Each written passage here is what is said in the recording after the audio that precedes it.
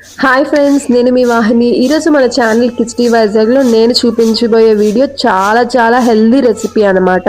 So అదే చిమ్మిలి నువ్వులు ఉండలని కూడా అంటారు.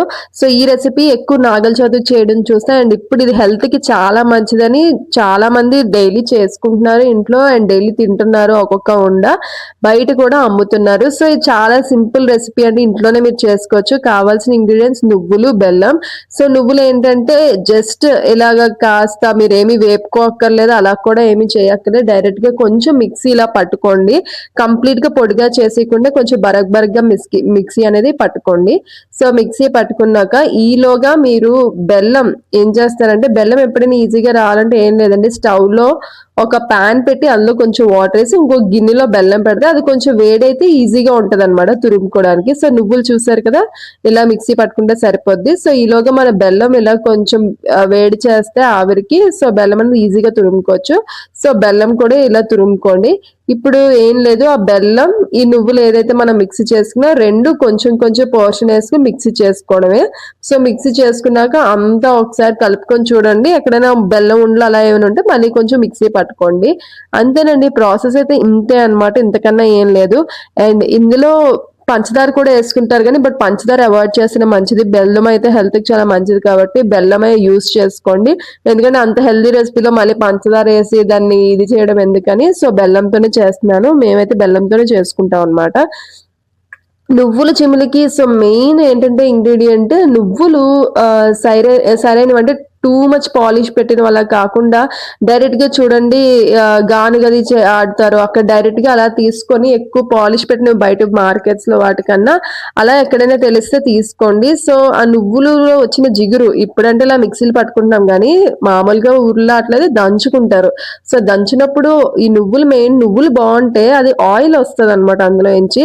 సో ఆయిల్ వచ్చి ఒక టేస్ట్ అయితే చాలా చాలా బాగుంటుంది. సో అలా దంచుకునేటట్టు అయితే ఇంకా ఇంకా బాగుంటుంది. సో అలా దంచుకోకపోతే ఇలా మిక్సీ పట్టుకొని జస్ట్ మన దగ్గర చిన్న గొడ్డల్లా ఉంటాయి కదా, రోల్ టైప్, సో వాటితో ఇలా దంచుకొని ప్లేట్ లో వేసుకొని కానీ, లేకపోతే చిన్న చిన్నవి ఉంటాయి రోలు రోకలే, అందులో వేసుకొని దంచుకున్నా సరే మీకు అలా ఆయిల్ కంటెంట్ వచ్చే వరకు దంచుకుంటే, అండ్ నువ్వుల క్వాలిటీ చాలా బాగుంటే మీకు ఇలా మిక్సీ పట్టుకొని కొంచెం గట్టిగా అనుకున్నా సరే మీ చేతికి అలా నూనె అయితే అంటుకుంటుంది.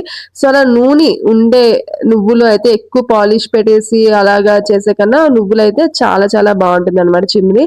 సో నువ్వులతో చాలా చాలా బెనిఫిట్స్ ఉన్నాయండి. మీరు కావాలంటే నువ్వులతో ఏం బెనిఫిట్స్ అని చూసుకోవచ్చు. రోజు కొంచెం క్వాంటిటీ నువ్వులు తీసుకుంటే మాత్రం హెల్త్ కి చాలా బెనిఫిట్. అండ్ ఆడవాళ్ళకి బ్యాక్ పెయిన్స్ వచ్చేవాళ్ళు ఇలా వాళ్ళందరూ కూడా నువ్వులు తింటే చాలా మంచిది అనమాట. And calcium, too much of calcium ఉంటుంది నువ్వుల్లో. అండ్ బెల్లం కూడా ఉప్పు బెల్లం కాకుండా బెల్లం మంచి క్వాలిటీ చూడండి. సో నాణ్యత గలవైన బెల్లం అంటే అందులో కల్తీ షుగర్ అవి కలిపేయకుండా ఉండే బెల్లం ఎక్కడైనా మార్కెట్ లో మీకు తెలిస్తే ఆ బెల్లం తీసుకోండి. సో అలా చేసుకుంటే చిమ్మిలి అయితే చాలా చాలా టేస్టీగా ఉంటుంది. అండ్ చిన్నపిల్లలు కూడా చాలా ఇష్టపడతారు. అండ్ చిన్నప్పటి నుంచే వాళ్ళ ఫుడ్ లో నువ్వులు అయితే మీరు ఇంట్రడ్యూస్ చేయండి, వాళ్ళ హెల్త్ కి చాలా బెనిఫిట్స్ అనమాట. సో మేమైతే ఇలా మొత్తం ఆడించుకున్నాక ఆ ప్లేట్లో ఉంచి ఇలా గొడ్డు ఉంది కదా, గొడ్డతో ఇలా కొట్టుకున్నాం. అలా కాసేపు చేస్తే చాలు, నువ్వులు మంచి క్వాలిటీ అయితే మాత్రం ఖచ్చితంగా ఆయిల్ అనేది వస్తుంది. సో ఆయిల్ అనేది వస్తేనే దాని టేస్ట్ అనమాట. సో దానికి సంబంధించినట్టు నువ్వులు అనేవి కొంచెం మంచి క్వాలిటీవి కనుక్కొని తీసుకోండి. సో అంతేనండి, ఇంత easy process, simple process, and health కి ఇంత బెనిఫిట్స్ ఉన్నాయంటే ఖచ్చితంగా నాకైతే మీకు అందరికీ ఈ రెసిపీ షేర్ చేసుకోవాలనిపించి ఈ రోజైతే షేర్ చేస్తున్నానండి.